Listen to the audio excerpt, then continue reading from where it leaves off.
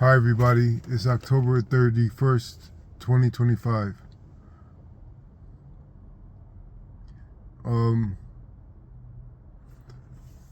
we know our response to normal situations. After growing up and living our lives after a while, we know like how to approach situations if we want to make them through cordially, or we want to make it through them in a way that is more going to leave us ahead instead of behind.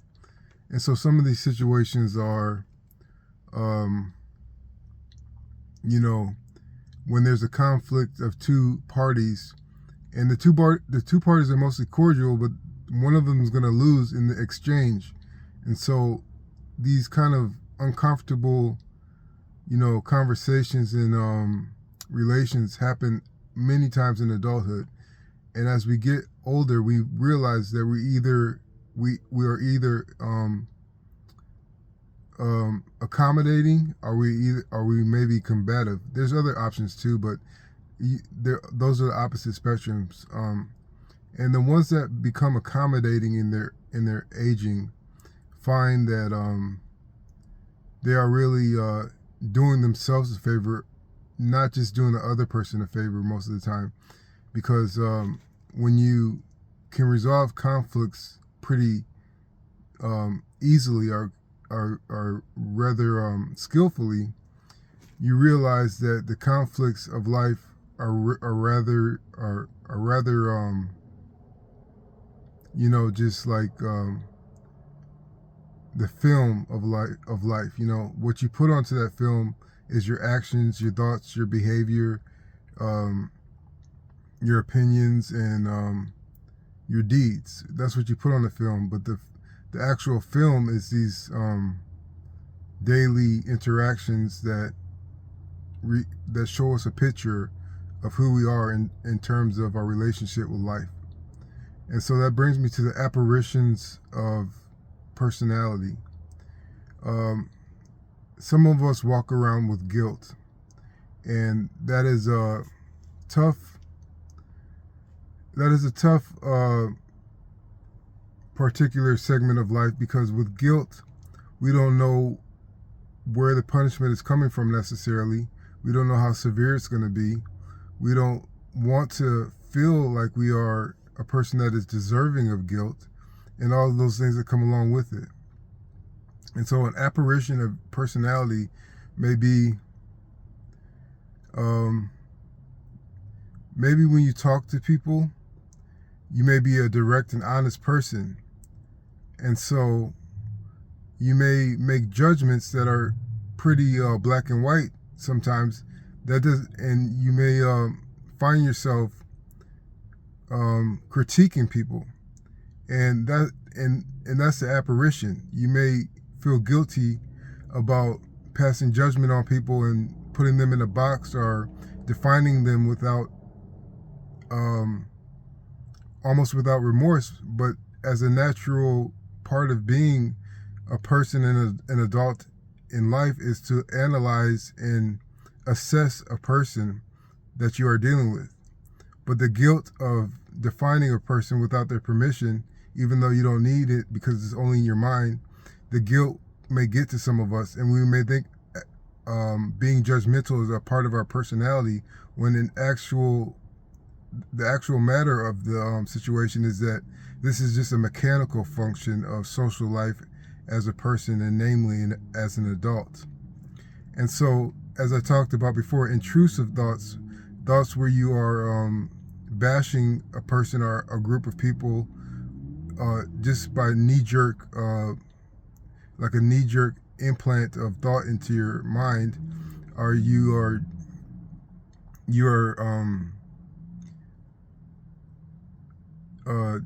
demeaning women in your mind by assessing their bodies and their outer appearance. Many of those types of assessments and judgments and mockings and cruelty in your mind, that they pop in because you don't want to think about them, but they pop in for that almost, it seems for that exact reason, because you don't want to think about them. And so that's the apparition of personality. It's not that you are that person that is cruel and crude and unrefined. This is just that these thoughts are floating around in the zeitgeist of our social world, our social realm, and just because you think them without, almost like a reaction, like a misfiring of brain cells, that is not who you are, unless you are purposely indulging in crude thoughts or crude assessments or crude judgments of people.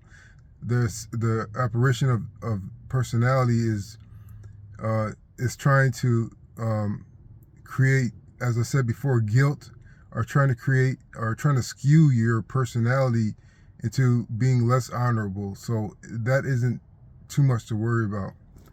Another apparition of personality is being a giving person. Some people love to be giving, and they give of themselves freely and abundantly. And so once you start giving and giving and giving to certain people may